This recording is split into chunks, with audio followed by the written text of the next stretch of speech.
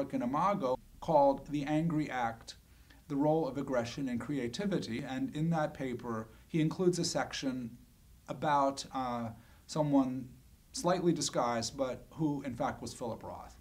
And it was thanks to the work of a colleague and friend of mine, Jeffrey Berman, who in 1987 published his book called The Talking Cure, Literary Representations of Psychoanalysis, in which he included a chapter called Philip Roth's Psychoanalysts. So this was a big breakthrough. It made it clear that not only that Roth himself had been in analysis with Kleinschmidt, but also that some of the key incidents in Portnoy's complaint were based on experiences in Roth's life. The character of Portnoy says that he believed as a young boy that all his teachers were his mother in disguise. Portnoy also says that he remembers having been locked out of his apartment by his mother until he hammered on the door and begged to be let back in and said he was sorry. And finally, as a slightly older boy, he's taken by his mother to buy a bathing suit.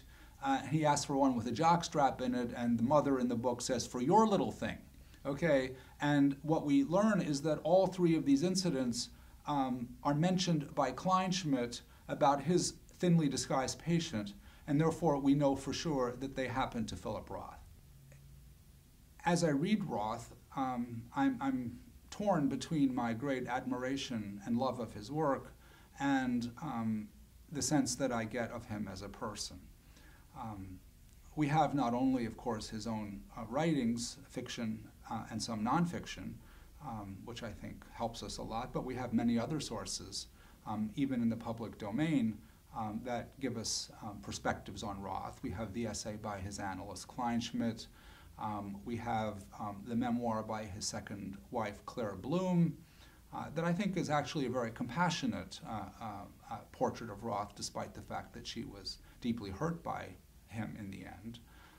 We have the beautiful autobiographical novel by Janet Hobhouse called The Furies, which Claire Bloom mentions and helped me see the importance of.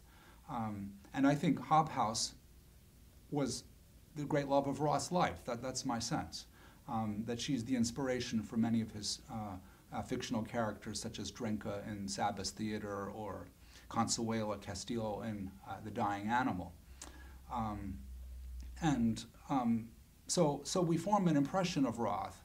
And since, as I've already said, we have strong evidence that much of his work is indeed based in his life, I don't think we can accept his own protestations or the arguments of those critics who wish to read the fiction purely on its own terms without seeing it as enhanced and deepened by its connection to his life experience. And these references to his life are what I call Archimedean points. In other words, once we can say for sure that something happened in Roth's life, and then we can see that he uses it in his art, then we have a starting point from which we can then read the whole book as a creative transformation of his life experience. And I'm reminded of something that I read in the book by Frantz Fanon called Black Skin and White Masks, where he describes a phenomenon that he calls the abandonment neurotic. And I think this is a perfect description of Philip Roth. And essentially what happens is that a child in his or her earliest years is abandoned by his mother. And we've seen that when Roth was a boy, his mother put him out of the apartment. And I think you can trace the image of the door in Roth's work and this barrier to getting back in to the house from which he's been, at least temporarily, thrown out by his mother, who essentially is threatening to abandon him. And because the person is himself abandoned in childhood, then he repeats the pattern by abandoning others and obtaining revenge for his own experience of abandonment in childhood by abandoning others before they can leave him. So the person is left not believing that it's possible to have a good relationship, especially in this case, a male with a woman, but rather creates the conditions so that the relationship is destined to fail, and then he has justification for being angry when he's abandoned and rejected, even though he himself has caused it to happen at an unconscious level. And if I try to understand this, I think we can't do better than to go back to Roth's early masterpiece, Portnoy's Complaint, where his mother, Portnoy's mother, Sophie, tells him with the threat of a knife to eat the food on his plate. And she says to him basically, do you want to be a man or a mouse? Do you want to be weak or to be strong? And what she means by this is, to be a man, to be strong, he has to eat the food. If he doesn't eat this good food, he's going to be weak. He's going to be a mouse.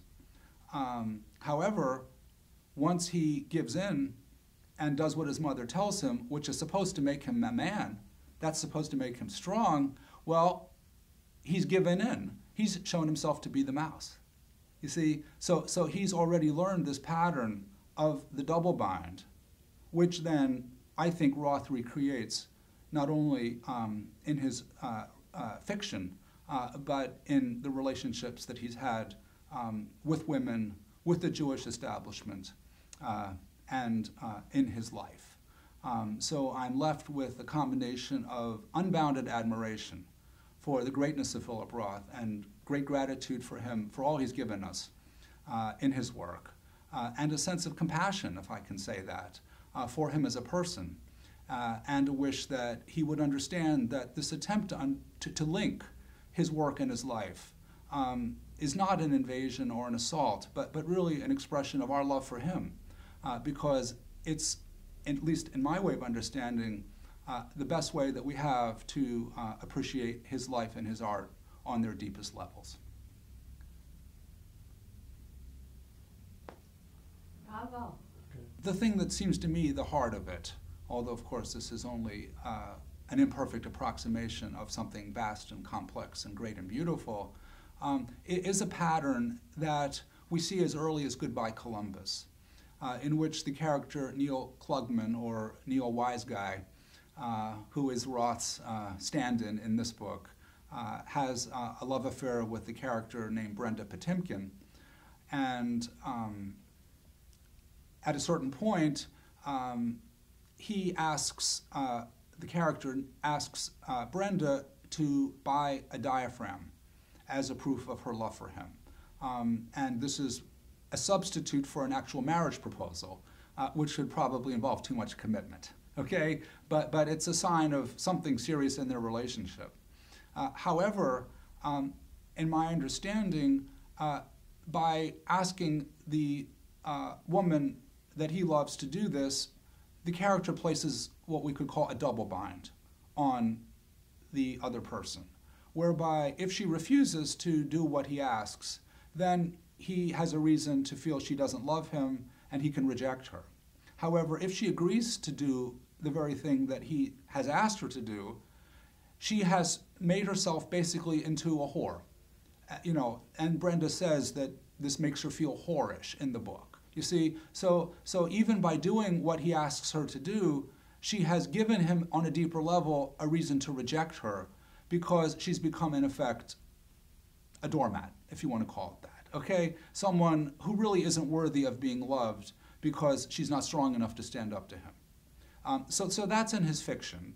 And if we look at Roth's own life, we have a really powerful but extremely sad example of the same pattern in Claire Bloom's memoir, where she refers to a prenuptial agreement that Roth insisted that she sign before they got married.